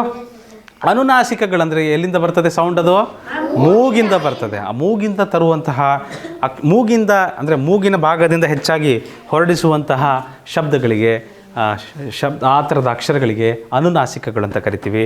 ಹೇಳ್ತೀರಾ ಒಂದೊಂದೇ? ನ್ಯಾ, ನ್ಯಾ, ನ, ನ, ಮ. ಮೂಗು ಹಿಡ್ಕೊಂಡು ಹೇಳ್ರಿ ಬೇಕಾರೆ. ಅಲ್ಲ ಮತ್ತೆ ಶೀತ ಇದ್ದಾರಲ್ಲ. ಓಕೆ, ಅವು ಅನುನಾಸಿಕಗಳು ಮಕ್ಕಳೇ. ಸೊ ಅನುನಾಸಿಕಗಳು ಎಲ್ಲರೂ ಒಟ್ಟಿಗೆ ಇದ್ದಾರೆ ನೋಡ್ರಿ ಇವರು. ಭಾಳ ಕ್ಲೋಸ್ ಫ್ರೆಂಡ್ಸ್ ಎಲ್ಲರೂ. Very good. ಓಕೆ, ಅವರ್ಗೀಯ ವ್ಯಂಜನಗಳಿಗೆ ಯಾವುದೇ ರೀತಿ ವಿಧಗಳಿಲ್ಲ. ಅವರ್ಗೀಯ ವ್ಯಂಜನಗಳಿದ್ದಾವೆ ಯ, ರ, ಲ, ವ, ಶ, ಶ, ಸ, ಹ, ಳ. ಇದರಲ್ಲಿ ಯಾವುದೇ ರೀತಿ ವಿಧಗಳಿಲ್ಲ. ಸರಿನಾ? ಇರಬಹುದು, ಮುಂದಿನ ದೊಡ್ಡವರಾದ್ಮೇಲೆ ಕಲಿತೀರಿ ನೀವು. ಬಟ್ ಇಷ್ಟು ಸಾಕು. ವ್ಯಂಜನಗಳಲ್ಲಿ ಇಷ್ಟೇ ಇದ್ದಿದ್ದು ಮಕ್ಕಳೇ. ಆದರೆ ಒಂದು ವಿಷಯ ಮರೆತ್ವಿ ನಾವು. ವರ್ಗೀಯ ವ್ಯಂಜನಗಳು ಒಟ್ಟಾರೆ ಎಷ್ಟಿದ್ದಾವೆ? ವರ್ಗೀಯ ವ್ಯಂಜನಗಳು ಒಟ್ಟಾರೆ ಎಷ್ಟಿದ್ದಾವೆ? 25. ಕರೆಕ್ಟ್ರಾ? ಹಾಂ, ಕ, ಖ, ಗ, ಗ, ನ, ಚ, ಇದು 5 ಇದ್ದಾವೆ ಈ ಕಡೆ. ಈ ಥರ ಎಷ್ಟು ಸಾಲ ಇದ್ದಾವೆ? 5 5 25. ಅಲ್ಪ ಪ್ರಾಣಾಕ್ಷರಗಳು ಎಷ್ಟಿದ್ದಾವೆ? 5 5 10. ಮಹಾಪ್ರಾಣಾಕ್ಷರಗಳು ಅವು ಸಹ 10. ಮತ್ತು ಅನುನಾಸಿಕಗಳು 5. 10 + 10 + 5 25. ಗೊತ್ತಾಯ್ತಾ? ಕಚಟತಪ ಗಜಡದಪ. ಕಚಟತಪ ಗಜಡದಪ ಗೊತ್ತಾಗ್ಲಿಲ್ವಾ? ಕ, ಚ, ಟ, ತ, ಪ, ಗ, ಜ, ಡ, ದ, ಬ. ಕಚಟತಪ ಗಜಡದಪ. ಕಚಟತಪ ಗಜಡದಪ. ಹಾಂ, ಕಚಟತಪ ಗಜಡದಪ. ಯಾರಿಗೂ ಬೈದಂಗೆ ಅನ್ಸ್ತದಲ್ಲ? ಹಾಂ, ಕಚಡದಪ ಗಜಡದಪ ಗಜಡದಪ. ರೈಟ್. ಸೊ ಅವರ್ಗೀಯ ವ್ಯಂಜನಗಳಲ್ಲಿ ವಿಧಗಳಿಲ್ಲ. ಹಾಂ, ಇದಕ್ಕೆ ಯಾರಲ್ಲವ? ಶ, ಶ, ಸ, ಹ, ಸ, ಹ, ಳ. Right, very good. ಪುನರಾವರ್ತನೆ ಮಾಡೋಣ ಫಟಾಫಟ್. ಹಾಂ, ಇದರ ಮೇಲೆ ಪ್ರಶ್ನೆಗಳಿದ್ದಾವೆ, ಪ್ರಶ್ನೆಗಳಿಗೆ ಉತ್ತರಿಸ್ಬೇಕು ನೀವು. ಸ್ವರಗಳು ಕನ್ನಡದಲ್ಲಿ ಎಷ್ಟಿದ್ದಾವೆ? 13 ಸ್ವರಗಳಿವೆ. ಸ್ವರಗಳಂತ ಯಾಕೆ ಕರೀತಾರೆ? ಸ್ವತಂತ್ರವಾಗಿ ಯಾವುದೇ ತೊಂದರೆ ಇಲ್ಲದೆ ನೇರವಾಗಿ ಉಚ್ಚರಿಸಬಹುದು. ಹಾಗಾಗಿ ಸ್ವರಗಳಿಗೆ ಸ್ವರಗಳಂತ ಕರೀತಾರೆ ಕನ್ನಡದಲ್ಲಿ. ಸ್ವರಗಳಲ್ಲದೆ ಇನ್ನೂ 2 ಅಕ್ಷರಗಳು ಇರ್ತವೆ. ಯಾವ್ಯಾವು? ಅಹ ಅವಕ್ಕೆ ಏನಂತೀವಿ? ಯೋಗ ವಾಹಕಗಳು. ಸ್ವರಗಳಲ್ಲಿ 2 ಥರ ವಿಧ ಇದ್ದಾವೆ. ಹ್ರಸ್ವ ಸ್ವರ, ದೀರ್ಘ ಸ್ವರ. ಹ್ರಸ್ವ ಸ್ವರಗಳು ಎಷ್ಟಿದ್ದಾವೆ? ದೀರ್ಘ ಸ್ವರಗಳು ಎಷ್ಟಿದ್ದಾವೆ? 6 + 7 ನೋಡ್ರಿ, ಕನ್ನಡದಲ್ಲೂ ಗಣಿತ ಐತೆ. 6 + 7 ಹಾಂ. ಮತ್ತು ಯೋಗ ವಾಹಕಗಳು 2 ಇದ್ದಾವೆ. ಕರೆಕ್ಟ್. ಯೋಗ ವಾಹಕಗಳು 2 ಇದ್ದಾವೆ. ಅವು 2ಕ್ಕೆ ಏನಂತೀವಿ? ಒಂದಕ್ಕೆ ಅನುಸ್ವರ, ಇನ್ನೊಂದಕ್ಕೆ ವಿಸರ್ಗ. ಒಂದಕ್ಕೆ ಅನುಸ್ವರ ಅಂತೀವಿ, ಇನ್ನೊಂದಕ್ಕೆ ವಿಸರ್ಗ ಅಂತೀವಿ. ವ್ಯಂಜನಗಳಿಗೆ ಬಂದರೆ ಅದರಲ್ಲಿ 2 ಥರ ಬರ್ತವೆ. ವರ್ಗೀಯ ವ್ಯಂಜನಗಳು ಮತ್ತು ಅವರ್ಗೀಯ ವ್ಯಂಜನಗಳು. ವರ್ಗೀಯ ವ್ಯಂಜನಗಳು ಎಷ್ಟಿದ್ದಾವೆ? ಅವರ್ಗೀಯ ವ್ಯಂಜನಗಳು ಎಷ್ಟಿದಾವೆ ಮಕ್ಕಳೇ? 9. ಮತ್ತೆಲ್ಲಾದರೂ ನೋಡಿದ್ವಾ ನಾವು? 9 ಮತ್ತೆಲ್ಲಾದರೂ ನೋಡಿದ್ವಾ ಹಿಂದೆ ಸ್ವರಗಳಲ್ಲಿ? ಎಲ್ಲಿ ಯಾರು ಹಿಂದೆ? ಎಲ್ಲಿ? ಪುನರಾವರ್ತನೆ ಮಾಡೋದಕ್ಕಿಂತ ಮುಂಚೆ ಒಂದು ಸರಿ ನೋಡಿದ್ವಿ, ಮತ್ತು ಅದನ್ನೇ ಪುನರಾವರ್ತನೆ ಮಾಡ್ತಿದ್ದೀವಿ ಸರ್. ಓಕೆ, ಭಾಳ ಬುದ್ಧಿವಂತಪ್ಪ. ವರ್ಗೀಯ ವ್ಯಂಜನಗಳಲ್ಲಿ 3 ಥರ ಬರ್ತವೆ. ಒಂದು ಅಲ್ಪ ಪ್ರಾಣಾಕ್ಷರ, ಮಹಾಪ್ರಾಣಾಕ್ಷರ, ಅನುನಾಸಿಕ. ಅಲ್ಪ ಪ್ರಾಣ, ಮಹಾಪ್ರಾಣ, ಹ್ರಸ್ವ ಸ್ವರ, ದೀರ್ಘ ಸ್ವರ ಇದ್ದಂಗಿದು. ಅಲ್ಪ ಪ್ರಾಣಾಕ್ಷರದಲ್ಲಿ ಸ್ವಲ್ಪ ಮೆತ್ತಗೆ ಹೇಳ್ತೀರಿ, ನಿಮ್ಮ ಪ್ರಾಣ ಕಡಿಮೆ ಹೋಗ್ತದೆ, ಹೌದಾ? ಮಹಾಪ್ರಾಣಾಕ್ಷರದಲ್ಲಿ ಸ್ವಲ್ಪ ಜಾಸ್ತಿ ಹೇಳ್ಬೇಕು, ಉಸಿರಿಟ್ಟು ಗಟ್ಟಿಯಾಗಿ ಉಸಿರು ಬಿಟ್ಟು ಹೇಳಬೇಕಾಗ್ತದೆ. ಅದಕ್ಕೆ ಮಹಾಪ್ರಾಣಾಕ್ಷರಗಳು, ಉಸಿರು ಜಾಸ್ತಿ ತಗೊಂಡು ಮಾತಾಡಬೇಕಾಗತ್ತೆ, ಆಯಿತಾ? ಅನುನಾಸಿಕಗಳು ಮೂಗಿನಿಂದ. ನಿಮಗೆ ಗೊತ್ತಾ ಮಹಾಪ್ರಾಣಾಕ್ಷರಗಳು ಯಾವಾಗ ಉಪಯೋಗಕ್ಕೆ ಬರ್ತಾವೆ ನಿಮಗೆ? ಮಹಾಪ್ರಾಣಾಕ್ಷರಗಳು ನೀವು ನಿಜವಾಗ್ಲೂ ಯಾವಾಗ ಬಳಸ್ತೀರಾ ಗೊತ್ತಾ? ಭಾಳ ಮಹಾಪ್ರಾಣಾಕ್ಷರಗಳನ್ನು ಯಾವಾಗಾದ್ರು ಜಗಳ ಮಾಡ್ಬೇಕಾದ್ರೆ, ಕೋಪ ಬಂದಾಗ, ಪ್ರತಿಯೊಂದು ಅಕ್ಷರನೂ ನಿಮ್ಮದು ಏನಾಗ್ತದೆ ಅವಾಗ? ಮಹಾಪ್ರಾಣಾಕ್ಷರಗಳೇ ಆಗ್ತವೆ, ಹೌದಾ ಇಲ್ವಾ? ನಿಮ್ಮ ಪ್ರತಿಯೊಂದು ಅಕ್ಷರಗಳು ಯಾವ ಥರ ಬಂದಿರ್ತವೆ? ಮಹಾಪ್ರಾಣಾಕ್ಷರಗಳು. ಎಲ್ಲ ಸಿಟ್ಟಿನಿಂದ, ರೋಷ, ದ್ವೇಷ ಎಷ್ಟು ಬಂದಿರ್ತದೆ ಅವಾಗ. ಕರೆಕ್ಟ್ ಹೇಳ್ದೆ ನೋಡ್ರಿ Ajay, very good Ajay, very good. So ಅಲ್ಪ ಪ್ರಾಣಾಕ್ಷರಗಳು ಒಟ್ಟಾರೆ ಎಷ್ಟಿದಾವೆ ಮಕ್ಕಳೇ? ಇವು 10 ಅದಾವೆ ಅಲ್ಪ ಪ್ರಾಣಾಕ್ಷರ. ಕಚಡತಪ, ಗಜಡದಪ, ಕಚಡತಪ, ಗಜಡದಪ. ಮಹಾಪ್ರಾಣಾಕ್ಷರಗಳು ಎಷ್ಟಿದ್ದಾವೆ? 10 ಇದ್ದಾವೆ. Thank you. ಕೆಲವು ಅಕ್ಷರಗಳನ್ನು ನಾವು ಮೂಗಿನಿಂದ ಹೇಳಬೇಕಾಗತ್ತೆ. ಅಲ್ಲ, ಯಾರ ಸ್ವರಂದರು ಆ ಥರ ಅನ್ಬಾರ್ದು, ರೈಟ್? ಸೊ ಅನುನಾಸಿಕಗಳಂದರೆ ಆ ಅಕ್ಷರಗಳು ಎಲ್ಲಿಂದ ಬಿಡ್ತೀವಿ ನಾವು? ಮೂಗಿನಿಂದ ಬಿಡಲ್ಲ, ಉಚ್ಚಾರಣೆ ಬರುತ್ತೆ ಅಲ್ಲಿಂದ ಅಷ್ಟೇ, ರೈಟ್? ಅವೆಷ್ಟಿದ್ದಾವೆ? 5 ಇದ್ದಾವೆ. ಓಕೆ, ಒಟ್ಟಾರೆ ಅನುನಾಸಿಕಗಳು 5 ಇದ್ದಾವೆ ಮಕ್ಕಳೇ. ಗುಡ್. ಅವರ್ಗೀಯ ವ್ಯಂಜನಗಳು ಗೊತ್ತಾಯ್ತಲ್ವ? ಅವರ್ಗೀಯ ವ್ಯಂಜನಗಳು ಯಾವ್ಯಾವು? ಅವರ್ಗೀಯ ವ್ಯಂಜನಗಳು ಇಲ್ಲಿದ್ದಾವೆ. ಯಾರಲ್ಲವ? ಶ, ಸ, ಹ, ಳ. ಅದರಲ್ಲಿ ಯಾವುದೇ ರೀತಿ ವಿಧಗಳಿಲ್ಲ. ಪ್ರಶ್ನೆಗಳಿಗೆ ಹೋಗೋಣವಾ? ನೋಡಿ ಮಕ್ಕಳೇ, ನವೋದಯ ಪ್ರವೇಶ ಪರೀಕ್ಷೆಯ ನಂತರ ನಿಮಗೀಗ ಕೆಲವು ದಿನಗಳು ಉಳಿದಿದ್ದಾವೆ ಮುರಾರ್ಜಿ ಪ್ರವೇಶ ಪರೀಕ್ಷೆಗೆ ಹಾಜರಾಗಲು. ಮತ್ತು ಮುರಾರ್ಜಿ ಪ್ರವೇಶ ಪರೀಕ್ಷೆನ ನವೋದಯ ಪ್ರವೇಶ ಪರೀಕ್ಷೆಗೆ ಹೋಲಿಸಿದರೆ ಬಹಳ ಸುಲಭವಾಗಿರ್ತದೆ, ಗಣಿತದ ವಿಷಯವಾಗಲಿ ಅಥವಾ ಕನ್ನಡಕ್ಕೆ ಸಂಬಂಧಪಟ್ಟಂತಾಗಲಿ. ಹಾಗಾಗಿ ಹೆಚ್ಚು ಪ್ರಶ್ನಾಭ್ಯಾಸಗಳನ್ನು ನಾವು ತರಗತಿಯಲ್ಲೇ ತೊಗೊತಾ ಇದ್ದೀವಿ. ನಿಮಗೆ ಅಣುಕು ಪರೀಕ್ಷೆಗಳನ್ನು ಮಾಡೋದು ಬಹಳ ಕಡಿಮೆ ಆಗಿರಲಿದೆ. ಕೊನೆಯಲ್ಲಿ ನೀವು ಕಳೆದ 5 ವರ್ಷದ ಪ್ರಶ್ನೆ ಪತ್ರಿಕೆಗಳನ್ನು ನೀವು ಬಿಡಿಸ್ತೀರಿ, ನಮ್ಮ ಆ್ಯಪಲ್ಲಿ ಸಿಗ್ತದೆ. ಅದರ ವಿವರಣೆಯನ್ನು ಸಹ ನಾನು ನಿಮಗೆ ಕ್ಲಾಸಲ್ಲಿ ತಂದು ಕೊಡ್ತೇನೆ. ಉಳಿದ ಎಲ್ಲ ತಯಾರಿಯನ್ನು ನಾವು ಕ್ಲಾಸಲ್ಲೇ ಮಾಡಿ ಮುಗಿಸಲಿದ್ದೇವೆ, ಆಯಿತಾ? ಬನ್ನಿ, ಇದುವರೆಗೂ ಏನು ಕಲ್ತಿದ್ದೀರಾ ಒಮ್ಮೆ ನೋಡಿಬಿಡೋಣ. ಪ್ರಶ್ನೆಗಳಿಗೆ ಹೋಗೋಣ. ವ್ಯಂಜನಾಕ್ಷರಗಳನ್ನು ಹೇಗೆ ಉಚ್ಚರಿಸಲಾಗುತ್ತದೆ? ವ್ಯಂಜನಾಕ್ಷರಗಳನ್ನು ಹೇಗೆ ಉಚ್ಚರಿಸಲಾಗುತ್ತದೆ? ಸ್ವರಗಳ ಸಹಾಯದಿಂದ. ಹೇಳ್ಬೋದಾ? ಹೇಳ್ತೀರಾ? ಹೇಗೆ ಹೇಗೆ ಹೇಗೆ ವ್ಯಂಜನಗಳು ಮಕ್ಕಳೇ, ನೀವು ನೋಡ್ತಾ ಇದ್ದೀರಲ್ಲ ವ್ಯಂಜನಗಳು, ಇದು ಕ ಅಂತ ಪೂರ್ತಿ ಬರೆದಿದ್ದೀವಿ, ಆದರೆ ಅದು ಪೂರ್ತಿ ಇರಲ್ಲ, ಅದು ಕ ಅಂತ. ಇದರ ಅರ್ಧ ಕ ಅಷ್ಟೇ ಸೌಂಡ್ ಇದ್ದದ್ದು. ಇದಕ್ಕೊಂದು ಅ ಸೇರಿದ್ರೆ ಏನಾಗುತ್ತೆ? ಕ. ಕಾಲಪ್ಪ, ಕ. ಅದೇ ಅರ್ಧ ಕಗೆ ಇನ್ನೊಂದು ಆ ಸೇರಿದ್ರೆ ಏನಾಗುತ್ತೆ? ಇದು ಆಮೇಲೆ ಬರ್ತದೆ ಗುಣಿತಾಕ್ಷರಗಳಂತ ಬರ್ತದೆ ಇದಕ್ಕೆ. ಅದೇ ಕಗೆ ಈ ಸೇರಿಬಿಟ್ರೆ ಏನಾಗ್ತದೆ? ಕ ಪ್ಲಸ್ ಇ, ಕಿ. ಎರಡು ಶಬ್ದ ಬರಬೇಕು. ಕ ಪ್ಲಸ್ ಇ, ಕಿ. ಅರ್ಥ ಆಯ್ತಾ? ಕ ಪ್ಲಸ್ ಇ, ಕಿ. ಅದೇ ಥರ ಮುಂದೆ ಹೋಗ್ತಾ ಕ ಪ್ಲಸ್ ಉ, ಅಲ್ಲ ಈ ಬೇಡ, ಹೋಗೋಣ. ಕ ಪ್ಲಸ್ ಉ, ಕು. ಕು ನೋಡ್ರಿ ಎಷ್ಟು ಸುಂದರವಾಗಿದೆ. ಕ ಉಚ್ಚಾರಣೆಯಿಂದ ಬಂತು, ಉ ಉಚ್ಚಾರಣೆಯಿಂದ ಬಂತು. ಕ ಪ್ಲಸ್ ಉ, ಕು. ಹೌದಲ್ವಾ? ರೈಟ್. ಸೊ ಈ ಥರ ಮುಂದೆ ಗುಣಿತಾಕ್ಷರಗಳಿಗೆ ಹೋದಾಗ ನೋಡ್ತೀವಿ, ಸ್ವರಗಳ ಸಹಾಯದಿಂದ ನಾವು ಏನು ಮಾಡ್ತೀವಿ? ವ್ಯಂಜನಗಳನ್ನು ಉಚ್ಚರಿಸ್ತೀವಿ. ಅದಕ್ಕಾಗಿ ಅವನ್ನ ಸ್ವರಗಳು ಮತ್ತು ವ್ಯಂಜನಗಳಂತ ಹೇಳ್ತೀವಿ. ಸಾರಿ. ಸ್ವರಾಕ್ಷರಗಳ ವಿಧಗಳು ಎಷ್ಟಿದ್ದಾವೆ? ಸ್ವರಗಳಲ್ಲಿ ಎಷ್ಟು ವಿಧ ಇದ್ದಾವೆ? 2 3 2 ವಿಧಗಳು. ಹ್ರಸ್ವಸ್ವರ ದೀರ್ಘಸ್ವರ ಅಷ್ಟೇ, ಉಳಿದದ್ದವೆಲ್ಲ ಏನು ಸ್ವರಗಳವು? ಯೋಗವಾಹಕಗಳು ಸ್ವರಗಳೇ. ಯೋಗವಾಹಕಗಳು ಸ್ವರಗಳೇ. ಹಲೋ, ಸ್ವರಗಳು ಎಷ್ಟಿದ್ದಾವೆ ಒಟ್ಟಾರೆ? ಸ್ವರಗಳು 13 ಇದ್ದಾವೆ. ಯೋಗವಾಹಕಗಳನ್ನು ಸೇರಿಸಿ ಹೇಳಿದ್ದೀರಾ ನೀವು? ಇಲ್ಲಲ್ವಾ, ಯೋಗವಾಹಕಗಳು ಬೇರೆ ಇರ್ತವೆ. ಹೌದಾ? 2 ವಿಧಪ್ಪ. ಸ್ವರಗಳಲ್ಲಿ 2 ವಿಧ, ಹ್ರಸ್ವ ಸ್ವರ ಮತ್ತು ದೀರ್ಘ ಸ್ವರ. ಈ ಕೆಳಗಿನವುಗಳಲ್ಲಿ ಯಾವುದು ಸರಿಯಾಗಿ ಹೊಂದಿಕೆಯಾಗಿದೆ?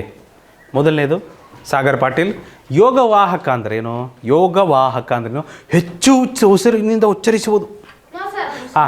ಹೆಚ್ಚು ಉಸಿರಿನಿಂದ ಉಚ್ಚರಿಸುವುದಕ್ಕೆ ಏನಂತೀವಿ ನಾವು? ಮಹಾಪ್ರಾಣಾಕ್ಷರಗಳು ಅಂತೀವಿ. ಹೌದಾ ಇಲ್ವಾ? ಯೋಗವಾಹಕಗಳು ಹಾಗೆ ಹೇಳಲ್ಲ ನಾವು, ಹೌದು ತಾನೆ? ಅದು ತಪ್ಪು. ಯಾವುದು ಸರಿಯಾಗಿ ಹೊಂದಿಕೆಯಾಗಿದೆ ಅದನ್ನು ಹುಡುಕ್ಬೇಕು ನಾವು, ತಪ್ಪಾಗಿರೋದಲ್ಲ. ಮಹಾಪ್ರಾಣ ಅಂದರೆ ಮೂಗಿನ ಸಹಾಯದಿಂದ ಉಚ್ಚರಿಸುವುದು. ಮಹಾಪ್ರಾಣ ಅಂದ್ರೇನು? ಹೆಚ್ಚು ಉಸಿರಿನಿಂದ ಉಚ್ಚರಿಸುವುದು. ಮೂಗಿನ ಸಹಾಯದಿಂದ ಉಚ್ಚರಿಸುವುದಕ್ಕೆ ಏನಂತೀವಿ ನಾವು? ಅನುನಾಸಿಕ ಅಕ್ಷರಗಳು ಅಂತ ಕರಿತೀವಿ. ಕರೆಕ್ಟ್? ಓಕೆ. ಅನುನಾಸಿಕ ಅಂದ್ರೇನು? ಕಡಿಮೆ ಉಸಿರಿನಿಂದ ಉಚ್ಚರಿಸುವುದು. ಕರೆಕ್ಟಾ ಮಕ್ಕಳೇ? ಈಗ ತಾನೇ ನೋಡಿದ್ವಿ. ಅನುನಾಸಿಕ ಅಂದರೆ ಮೂಗಿನ ಸಹಾಯದಿಂದ ಉಚ್ಚರಿಸುವ ಅಕ್ಷರಗಳು. ಕಡಿಮೆ ಉಸಿರಿನಿಂದ ಉಚ್ಚರಿಸುವುದು ಯಾವ್ಯಾವು? ಅಲ್ಪ ಪ್ರಾಣಾಕ್ಷರಗಳು. ಕರೆಕ್ಟಾ? ಕಡೆಯ ಆಪ್ಷನ್ ನಮ್ಮ ಹತ್ರ ಆಪ್ಷನ್ ಡಿ ಇದೆ. ಅಲ್ಪ ಪ್ರಾಣ ಅಂದರೆ ಕಡಿಮೆ ಉಸಿರಿನಿಂದ ಉಚ್ಚರಿಸುವುದು. ಇದು ಸರಿಯಾಗಿ ಹೊಂದಿಕೆ ಆಗ್ತದೆ. ಅಲ್ಪ ಪ್ರಾಣಾಕ್ಷರಗಳು ಯಾವ್ಯಾವ ಇದ್ದಾವೆ? ಗಜಡದಪ 10 ಇದಾವೆ ತಾನೆ? ಅಲ್ಪ ಪ್ರಾಣಾಕ್ಷರಗಳು ಎಷ್ಟಿದ್ದಾವೆ? ಎಷ್ಟಿದಾವಪ್ಪ? ಮಹಾಪ್ರಾಣಾಕ್ಷರಗಳು, ಅನುನಾಸಿಕಗಳು ಒಟ್ಟಾರೆ. ಯಾವುದು ವಿಸರ್ಗದ ಉದಾಹರಣೆ? ಯಾವುದು ವಿಸರ್ಗದ ಉದಾಹರಣೆ? ಅನುಸ್ವರ ಮತ್ತು ವಿಸರ್ಗ. ಆಯಿತಾ? ಅನುಸ್ವರ ಅಂದರೆ ಇದು ವಿಸರ್ಗ ಅಂದರೆ ಯೋಗವಾಹಕಗಳಲ್ಲಿ 2 ವಿಧ ಇದ್ದಾವೆ, ಗೊತ್ತಲ್ವಾ? ಯೋಗವಾಹಕಗಳು ಇದಾವಪ್ಪ. ಇದು ಅನುಸ್ವರ, ಇದು ವಿಸರ್ಗ. ಅರ್ಥ ಆಯ್ತಾ? ವಿಸರ್ಗದ ಉದಾಹರಣೆ ಯಾವುದು? ದುಃಖ. ಇಲ್ಲಿ ಬಂದಿದ್ದೀವಿ 2 ಕೊಂಡು. ಸೊ ಆಪ್ಷನ್ ಡಿ ಸರಿ ಆಗ್ತದೆ. ಬರ್ಬೋದು ಮಕ್ಕಳು ಈ ಥರ ಪ್ರಶ್ನೆಗಳು ಮೊರಾರ್ಜಿಯಲ್ಲಿ. ಅರ್ಥ ಆಯ್ತಾ? ಮುಂದಿನ ಪ್ರಶ್ನೆ, ದೀರ್ಘ ಸ್ವರಗಳ ಸಂಖ್ಯೆ ಎಷ್ಟು? ದೀರ್ಘ ಸ್ವರಗಳ ಸಂಖ್ಯೆ. ಹ್ರಸ್ವ ಸ್ವರ ಅಲ್ಲ. ಹ್ರಸ್ವ ಸ್ವರಗಳು ಎಷ್ಟಿದ್ದಾವೆ? ದೀರ್ಘ ಸ್ವರಗಳು ಒಟ್ಟಾರೆ 7 ಬರ್ತವೆ ಮಕ್ಕಳೇ. ಅರ್ಥ ಆಯ್ತಾ? 7 ಬರ್ತವೆ. ಓಕೆ. ವ್ಯಂಜನಾಕ್ಷರಗಳ 2 ವಿಧಗಳೆಂದರೆ, ವ್ಯಂಜನಗಳಲ್ಲಿ 2 ವಿಧ ಯಾವ್ಯಾವು?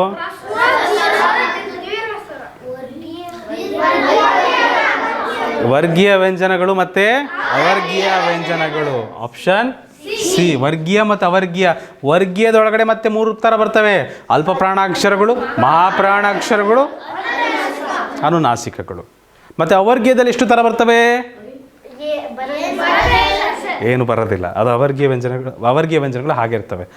ಅನುಸ್ವಾರದ ಅಂತ ಆಗಿದೆ, ಅನುಸ್ವರದ ಆಗಬೇಕಿತ್ತದು. ಅನುಸ್ವರದ ಚಿಹ್ನೆ ಯಾವುದು? Option D. 0 ಕಟ್ಟಿಬಿಟ್ರೆ ಅನುಸ್ವರ ಬಂದಂತೆ. ಓಕೆ. ಯಾವುದು ಅವರ್ಗೀಯ ವ್ಯಂಜನವಲ್ಲ? ಯಾವುದು ಅವರ್ಗೀಯ ವ್ಯಂಜನ ಅಲ್ಲ? ಅವರ್ಗೀಯ ವ್ಯಂಜನ ಅಲ್ಲ. ಮಾತಾನೆ ಮಾ ಏನಾಗ್ತದೆ? ವರ್ಗೀಯ ವ್ಯಂಜನ. ವರ್ಗೀಯ ವ್ಯಂಜನದಲ್ಲೂ ಅಲ್ಪ ಪ್ರಾಣಾಕ್ಷರನ, ಮಹಾಪ್ರಾಣಾಕ್ಷರನ?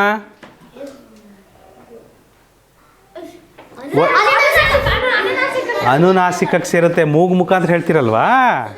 ಹೌದಾ ಇಲ್ವಾ? ಇಲ್ಲಿ ಕೊನೆಯಲ್ಲಿ ಬರೋದೆಲ್ಲ ಯಾರಪ್ಪ ಇವರು? ಅನುನಾಸಿಕಗಳು. ನೋಡ್ರಿ ಎಲ್ಲರೂ ಫ್ರೆಂಡ್ಸ್ ಎಷ್ಟು ಚೆನ್ನಾಗಿ ಜೊತೆಗದಾರ, ಹೌದಿಲ್ವಾ? ಇಲ್ಲಿ ಕೊನೆಗೆ ಬರುತ್ತಲ್ಲಪ್ಪ ಅನುನಾಸಿಕ. ಅದು ಅಲ್ಪ ಪ್ರಾಣಾಕ್ಷರಕ್ಕೂ ಬರೋದಿಲ್ಲ, ಮಹಾಪ್ರಾಣಾಕ್ಷರದಲ್ಲೂ ಬರೋದಿಲ್ಲ. ಅದು ಅನುನಾಸಿಕ ಆಗ್ತದೆ ಸೊ ಇದು ವರ್ಗೀಯ ವ್ಯಂಜನ. ಉಳಿದವೆಲ್ಲವೂ ಅವರ್ಗೀಯ ವ್ಯಂಜನಗಳು. Thank you. ಈ ಕೆಳಗಿನವುಗಳಲ್ಲಿ ಯಾವುದು ದೀರ್ಘ ಸ್ವರ? ದೀರ್ಘದಿಂದ ಹೇಳ್ತಾ ಇದ್ದೀರಲ್ವಾ? ಸೊ ಹಾಗಾಗಿ ಆಪ್ಷನ್ ಡಿ ಇದಕ್ಕೆ ಸರಿ ಆಗ್ತದೆ. ಅರ್ಥ ಆಗ್ತಿದೆಯಾ ಮಕ್ಕಳೇ? ಗೊತ್ತಾಗ್ತಿದೆಯಾ ಎಲ್ಲರಿಗೂ? ವರ್ಗೀಯ ವ್ಯಂಜನಗಳ ವಿಧಗಳು ಎಷ್ಟು? ಯಾವ್ಯಾವು? ಅಲ್ಪ ಪ್ರಾಣಾಕ್ಷರಗಳು, ಮಹಾಪ್ರಾಣಾಕ್ಷರಗಳು, ಅನುನಾಸಿಕಗಳು. ಕರೆಕ್ಟಾ? ಹಾಂ ಗೊತ್ತಾಗಿದೆ ಅಲ್ವಾ? ಕಚಟದಪ್ಪ ಕಚಟದಪ್ಪ ಕಚಟದಪ್ಪ. ಓಕೆ. ಯಾವುದು ಅಲ್ಪ ಪ್ರಾಣಾಕ್ಷರವಲ್ಲ? ಅಲ್ಪ ಪ್ರಾಣಾಕ್ಷರ ಅಲ್ಲ ಅಂದರೆ ಮಹಾಪ್ರಾಣಾಕ್ಷರ ಆಗಿರ್ಬೇಕದು. ಯಾವುದಿದೆ ಮಹಾಪ್ರಾಣಾಕ್ಷರ? ಯಾವುದು? ಅಲ್ಪ ಪ್ರಾಣಾಕ್ಷರ ಅಲ್ಲ ಸಾಗರ್ ಪಾಟೀಲ್. ಮಹಾಪ್ರಾಣಾಕ್ಷರ ಯಾವುದು ಅಂತ ಕೇಳ್ತಾ ಇದ್ದಾರೆ. ಯಾವುದಾಗುತ್ತೆ? ಆಪ್ಷನ್ ಎ ಖ. ಖ ಸ್ವಲ್ಪ ಉಸಿರು ಬಿಡಬೇಕಾಗತ್ತೆ ನೀವು ಹೇಳಬೇಕಾದ್ರೆ, ಆಯಿತಾ? ಮಹಾಪ್ರಾಣಾಕ್ಷರ. ಹ್ರಸ್ವ ಸ್ವರಗಳ ಸಂಖ್ಯೆ ಎಷ್ಟಿದಾವೆ? ಹ್ರಸ್ವ ಸ್ವರಗಳು ಯಾವ್ಯಾವು?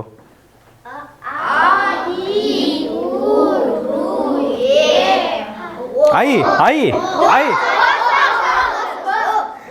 ಓ ಓ ಓ ಆಪ್ಷನ್ ಸಿ. ಅವು ಬರಲ್ಲ ಬರಲ್ಲ. ಯಾವುದು ಅನುನಾಸಿಕಾಕ್ಷರವಲ್ಲ?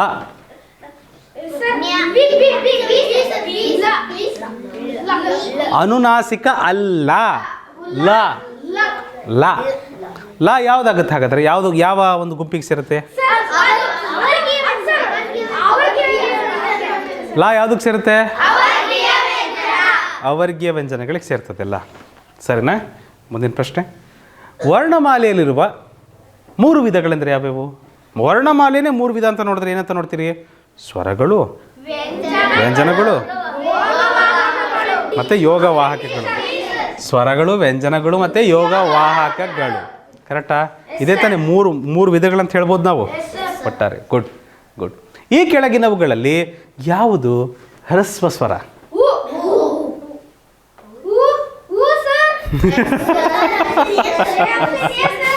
ಹಾಗಾದರೆ ಇದು ದೀರ್ಘ ಸ್ವರ, ಆ ದೀರ್ಘ ಸ್ವರ, ಈನು ದೀರ್ಘ ಸ್ವರ. Good, very good. ಓಕೆ. ಮಹಾಪ್ರಾಣಾಕ್ಷರಗಳ ಸಂಖ್ಯೆ ಎಷ್ಟದಾವು? ಗಜಡದ ಬಾ ಗಜಡದ ಬಾ. ರೈಟ್. ಓಕೆ. ಈ ಕೆಳಗಿನವುಗಳಲ್ಲಿ ಯಾವುದು ದೀರ್ಘ ಸ್ವರ ಅಲ್ಲ?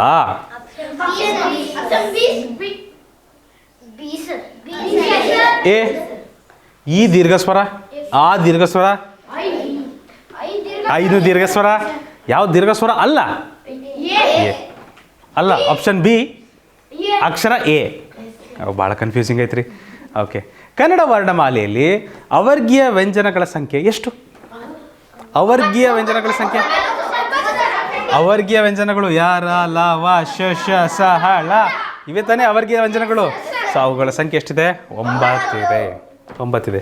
ನೋಡಿ, ಪದೇ ಪದೇ ಅದನ್ನೇ ಕೇಳ್ತಾ ಇದ್ದೀನಿ. ನೆನಪಿಟ್ಕೊಬೇಕು, ನೀವು ಮರಿಬಾರ್ದು. ಒಂದು ಸರಿ ಕಲ್ತ್ಬಿಟ್ರೆ ಚೆನ್ನಾಗಿ ಕಲ್ತ್ಬಿಡ್ಬೇಕು ಮಕ್ಕಳೇ, ಆಯಿತಾ? ಈ ಕೆಳಗಿನವುಗಳಲ್ಲಿ ಗೌತಮಿ ಯಾವುದು ಮಹಾಪ್ರಾಣಾಕ್ಷರ? ಇದು ಯಾವ ಅಕ್ಷರ? ಇದು ಯಾವ ಅಕ್ಷರ? ಅನುನಾಸಿಕ. ಇದು ಯಾವ ಅಕ್ಷರ? ವಿಸರ್ಗ. ಅಲ್ಪ ಪ್ರಾಣಾಕ್ಷರ. ಇದು ಅನುಸ್ವರ. ಅಲ್ಪ ಪ್ರಾಣಾಕ್ಷರ. ಇದೇನಾಗ್ತದೆ? ಮಹಾಪ್ರಾಣಾಕ್ಷರ. ದೊಡ್ಡ ಅಕ್ಷರ ಅಲ್ವಾ? ಮಹಾಪ್ರಾಣಾಕ್ಷರ ಘ. ಓಕೆ. ಸ್ವರಾಕ್ಷರಗಳ ಒಟ್ಟು ಸಂಖ್ಯೆ ಎಷ್ಟು? 13. Very good. ಅಮ್ ಮತ್ತು ಅಹನು ಇದೆ ತಾನೆ ಅದರೊಳಗಡೆ? ಯಾರಿಬ್ರು ಎಸ್ ಅಂತಂದ್ರು ನೋಡ್ರಿ. ಅಮ್ ಮತ್ತು ಆಹ ಬರೋದಿಲ್ಲ. ಅವಕ್ಕೆ ಏನಂತ ಕರಿತೀವಿ? ಯೋಗವಾಹಕಗಳು. ಅಮ್ ಅಂದರೆ ಅಮ್ ಅಂದರೆ ಆಹ ಅಂದರೆ ಓಕೆ ಓಕೆ, ಥ್ಯಾಂಕ್ ಯು. ವ್ಯಂಜನಾಕ್ಷರಗಳ ಒಟ್ಟು ಸಂಖ್ಯೆ ಎಷ್ಟು? ವ್ಯಂಜನಾಕ್ಷರಗಳ ಒಟ್ಟು ಸಂಖ್ಯೆ ಎಷ್ಟು? ಒಟ್ಟಾರೆ 34 ಇದಾವೆ ಮಕ್ಕಳೇವು. ಒಟ್ಟಾರೆ 34 ಇದೆ. 25 ವರ್ಗೀಯ ವ್ಯಂಜನಗಳು, 9 ಅವರ್ಗೀಯ ವ್ಯಂಜನಗಳು, ಒಟ್ಟು ಸೇರಿದ್ರೆ 34 ವ್ಯಂಜನಗಳು. ಒಟ್ಟು ವ್ಯಂಜನಗಳು 34 ಬರ್ತವೆ. ಓಕೆ. ಯಾವುದು ಯೋಗವಾಹಕದ ವಿಧ ಅಲ್ಲ? ಯೋಗವಾಹಕ ಅಲ್ಲ. ಯಾವುದು ಯೋಗವಾಹಕ ಇಲ್ಲ ಇದರಲ್ಲಿ? ಅನುಸ್ವರ, ಅನುಸ್ವರ, ವಿಸರ್ಗ, ಅಮ್ಮು ಬರ್ತದೆ. ಬಿಂದು ತಪ್ಪಲ್ವಾ? ಬಿಂದು ಎಲ್ಲ ಇಡ್ತೀವ ನಾವಲ್ಲಿ, ಹೇಳೋದಿಲ್ಲ. ಓಕೆ. ಅಲ್ಪ ಪ್ರಾಣಾಕ್ಷರಗಳ ಸಂಖ್ಯೆ ಎಷ್ಟು? ಅಲ್ಪ ಪ್ರಾಣಾಕ್ಷರಗಳ ಸಂಖ್ಯೆ 10 ಇದೆ. Thank you. ಅನುನಾಸಿಕ ಅಕ್ಷರಗಳ ಸಂಖ್ಯೆ ಎಷ್ಟು? ಓಕೆ. ಯಾವ್ಯಾವು?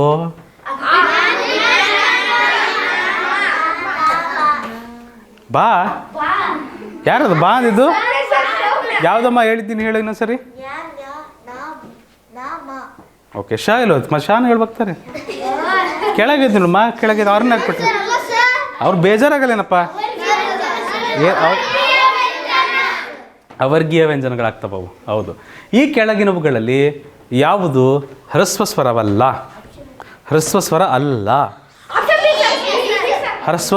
ಯಾವುದಪ್ಪ ಹ್ರಸ್ವ ಸ್ವರ ಅಲ್ಲ. ಈ ಏನಾಗುತ್ತದೋ ದೀರ್ಘ ಸ್ವರ, ಅದೇನಾಗುತ್ತದೋ ದೀರ್ಘ ಸ್ವರ. ಓಕೆ, ಉಳಿದುದೆಲ್ಲ ಹ್ರಸ್ವ ಸ್ವರ ಇದ್ದಾವೆ. ಕೆಳಗಿನವುಗಳಲ್ಲಿ ಯಾವುದು ಅವರ್ಗೀಯ ವ್ಯಂಜನ? ಅವರ್ಗೀಯ ವ್ಯಂಜನ ಯಾರ ಲವ ಇದೇನಾಗ್ತದೆ? ಇದು ಎರಡು ಇದೇನಾಗ್ತದೆ? ಕ ಎಂತಹ ವ್ಯಂಜನ? ವರ್ಗೀಯ ವ್ಯಂಜನ. ಯಾವ ವರ್ಗೀಯ ವ್ಯಂಜನದಲ್ಲೂ ಎಂತಹ ವ್ಯಂಜನ? ಎಂಥ ಅಕ್ಷರ? ಅಲ್ಪ ಪ್ರಾಣಾಕ್ಷರ. ಇದು ಯಾವ ಅಕ್ಷರ? ಮಹಾಪ್ರಾಣಾಕ್ಷರ. Good, very good. ವರ್ಗೀಯ ವ್ಯಂಜನಗಳ ಒಟ್ಟು ಸಂಖ್ಯೆ ಎಷ್ಟಿದಾವೆ? ವರ್ಗೀಯ ವ್ಯಂಜನಗಳ ಒಟ್ಟು ಸಂಖ್ಯೆ ಎಷ್ಟಿದಾವೆ? ಅವರ್ಗೀಯ ವ್ಯಂಜನ ಎಷ್ಟಿದಾವೆ? 9. Thank you. ನೆನಪಿರ್ಬೇಕು ಮಕ್ಕಳೇ, ಮರಿಬಾರ್ದು. ದೀರ್ಘ ಸ್ವರಗಳನ್ನು ಎಷ್ಟು ಮಾತ್ರಾ ಕಾಲದಲ್ಲಿ ಉಚ್ಚರಿಸಲಾಗುತ್ತದೆ? ಹಾಂ, ಇನ್ನೂ ಒಂದಿದೆ, ಪ್ಲುತ ಸ್ವರಗಳು ಅಂತ ಬರ್ತವೆ. ಅವು 3 ಮಾತ್ರಾ ಕಾಲದಲ್ಲಿ ಉಚ್ಚರಿಸೋದು ಅಂತ ಬರ್ತದೆ. ನಿಮಗಿಲ್ಲ, ಮುರಾರ್ಜಿಗೆ ಬರೋದಿಲ್ಲ. ಪ್ಲುತ ಸ್ವರಗಳು ಅಂತ ಇದಷ್ಟೇ. ಇದು ಹ್ರಸ್ವ ಸ್ವರ, ದೀರ್ಘ ಸ್ವರ, 1 ಮಾತ್ರ, 2 ಮಾತ್ರ ಕಾಲಾವಧಿ. ಆಯಿತಾ? ಓಕೆ. ಯೋಗವಾಹಕಗಳ ಸಂಖ್ಯೆ ಎಷ್ಟು? ಯಾವ್ಯಾವು? ಅಮ್ಗೆ ಏನಂತ ಹೆಸರು? ಇನ್ನೊಂದು ಓಕೆ, ಮರಿಬಾರ್ದು ಮಕ್ಕಳೇ. ಕ್ಲಿಯರ್ ಆಯ್ತು ಎಲ್ಲರಿಗೂ? ಕನ್ನಡ ವರ್ಣಮಾಲೆಯಲ್ಲಿ ಒಟ್ಟು ಎಷ್ಟು ಅಕ್ಷರಗಳಿದ್ದಾವೆ? 49, 52? 49 ಹೆಂಗೆ ಮಾರ್ಯ? ಸ್ವರಗಳು 13 ಅದಾವ್ರಿ. ವ್ಯಂಜನಗಳು ಎಷ್ಟು ಅದಾವ್ರಿ? 34. ಒಟ್ಟು ಕೂಡಿಸಿದ್ರೆ ಎಷ್ಟು ಹಾಕವ್ ನೋಡ್ರಿ? 47 ಹಾಕವ್ರಿ. ಹಾಂ, ಯೋಗವಾಹಕಗಳು ಸೇರಿದ್ರೆ ಎಷ್ಟಾಗ್ತದೆ? ಅದೊಂದು 2 ಸೇರಿಸ್ಬೇಕು. ಎಷ್ಟಾಗುತ್ತೆ ಅವಾಗ? 49. ಯೋಗವಾಹಕಗಳಿಂದ 2 ಸೇರಿಸಿದ್ರೆ 49 ಅಕ್ಷರಗಳು ಬರ್ತವೆ. ಮಕ್ಕಳೇ, ಅರ್ಥ ಆಯ್ತು ಎಲ್ಲರಿಗೂ? ಸೊ ಕನ್ನಡದ ವರ್ಣಮಾಲೆ ಅಷ್ಟಾಗಿತ್ತು. ಆಯಿತಾ? ಪ್ರತಿಯೊಂದು ಅಕ್ಷರದ ವಿಧಗಳು, ಆ ಅಕ್ಷರ ಯಾವ ಗುಂಪಿಗೆ ಸೇರ್ತದೆ, ಆ ಗುಂಪಲ್ಲಿ ಎಷ್ಟು ಅಕ್ಷರಗಳಿದ್ದಾವೆ, ಇದು ಭಾಳ ಮುಖ್ಯ ಆಗ್ತದೆ ನಿಮ್ಮ ಮೊರಾರ್ಜಿ ಪ್ರವೇಶ ಪರೀಕ್ಷೆಗೆ. ಆಯಿತಾ? ನೇರ ಪ್ರಶ್ನೆ ಬರ್ತದೆ. ನೇರ ಪ್ರಶ್ನೆ ನಾವು ಇದುವರೆಗೂ ಪ್ರಾಕ್ಟೀಸ್ ಮಾಡಿದ್ವಲ್ಲ, ಅದೇ ಮಾದರಿಯಲ್ಲಿ ಪ್ರಶ್ನೆಗಳು ಬರೋ ಸಾಧ್ಯತೆ ಹೆಚ್ಚಿದೆ. ಸೊ ಮುಂದಿನ ತರಗತಿಯಲ್ಲಿ ಗುಣಿತಾಕ್ಷರಗಳ ನಂತರ ಸಂಯುಕ್ತಾಕ್ಷರಗಳು ಎಲ್ಲವನ್ನು ನೋಡ್ತೀವಿ ನಾವು. ಸೊ ಅಲ್ಲಿವರೆಗೂ ನಿಮ್ಮ ಅಭ್ಯಾಸ ನಿರಂತರವಾಗಿರಲಿ. ನೆನಪಿಡಿ, ಇದು ಈಸಿ ಕ್ಲಾಸಸ್. ಏನು ಮಾತಾಡೋದಕ್ಕೆ ಕೇಳಿ